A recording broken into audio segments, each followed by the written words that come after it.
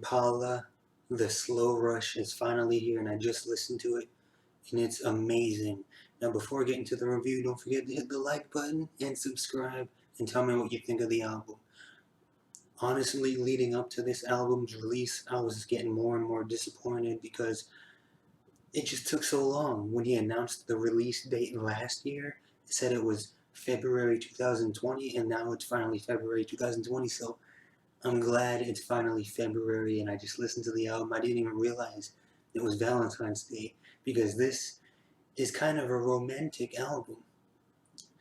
And I was also getting disappointed a little because the song, It Might Be Time, I just didn't get into it. But in the context of the rest of the album, I got into it. So I like that song now. This whole album sounds amazing. I was expecting Currents Part 2, and this is kinda that, kinda. It's even better than Currents, in my opinion, and I love Currents. I love this album. I had this on repeat so many times. This album is even better, in my opinion. Remember, these are opinions. It's got some of the Todd Rundgren, how do you say his name?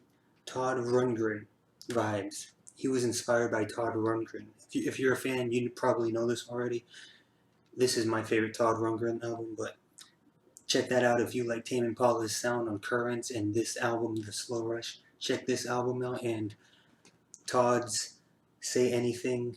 I think it's Anything, Something Anything album. Those two albums.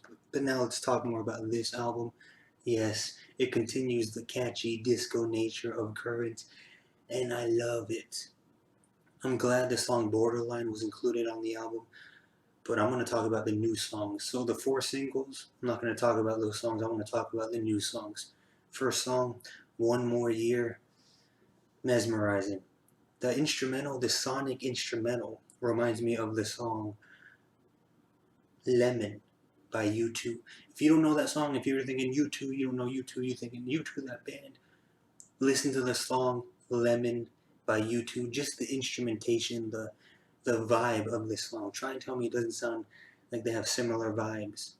The instrumentation, Lemon by U2, One More Year, Tame Impala. Great song though, great song to start the album off with.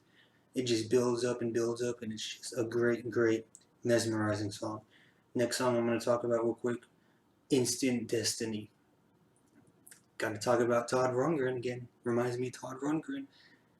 And that's a huge compliment because it sounds so good. And it sounds like I've already said it. I'm going to be repeating myself a lot. Currents. A continuation of Currents, the sound. I love it though. Instant Destiny. Great, great song. Nice, nice song. Next song might be my favorite song on the album. Breathe Deeper. Infectious disco. Keyboards, a lot of keyboard riffs, keyboard solos almost.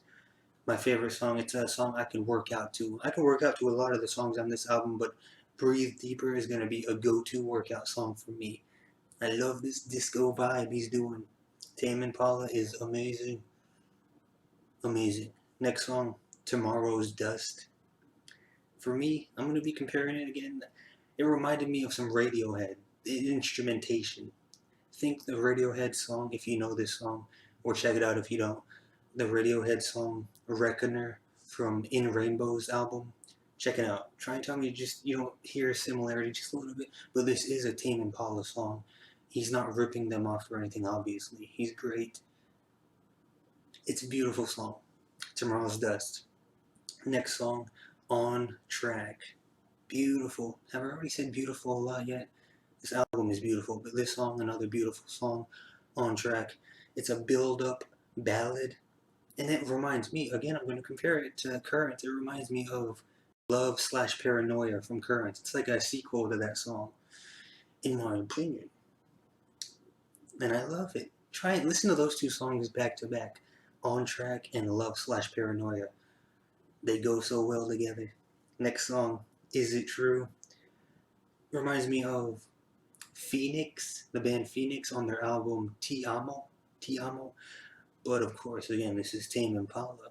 They're going for that 80s disco stuff. Very, very catchy though.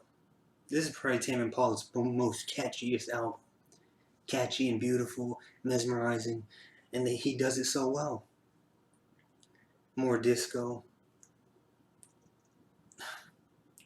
I don't know what to say because I want to get back to listening to the album. I can't wait to get to the gym on Monday and have this album ready for the workout vibes. Next song, Glimmer. It's an instrumental, it's an urgent instrumental. It's only 2 minutes long, but I could listen to this song for like 20 minutes straight, even longer. I feel like it could be longer, but I'm okay with the 2 minutes, and I'm gonna add this one to my workout playlist too. And usually I don't really care for instrumentals, but this is such a good instrumental. It's such a good pump up instrumental. Funky, disco, what more to say? Add it to your workout playlist or not, but I'm gonna add it. And the last song on the album, the first song was One More Year, and the last song on the album is One More Hour. And it's a 7 minute epic, beautiful song. Beautiful. How many times have I said beautiful? It builds up, and halfway mark it explodes into this beautiful, again, sound. I don't know what to say. I can't speak right now. It's amazing. And then it ends after the musical explosion toward the midsection of the song. It ends the song with this slow, emotional groove, and it just leaves me wanting more. And I leave you with that because I want to listen to this album again. I give this album a 9.5 out of 10. Though I did enjoy It Might Be Time more in the context of this album, that is a song I'll be skipping more too. If you like that song, I'm sorry. I like it now, but it's still not one of my favorites, and that's what keeps it from a 10 out of 10 for me. 9.5 out of 10. What are your favorite songs? Do you not like the album? What do you think of this album? Tell me your opinion. Hit the like button, share this video, subscribe. Thank you for watching.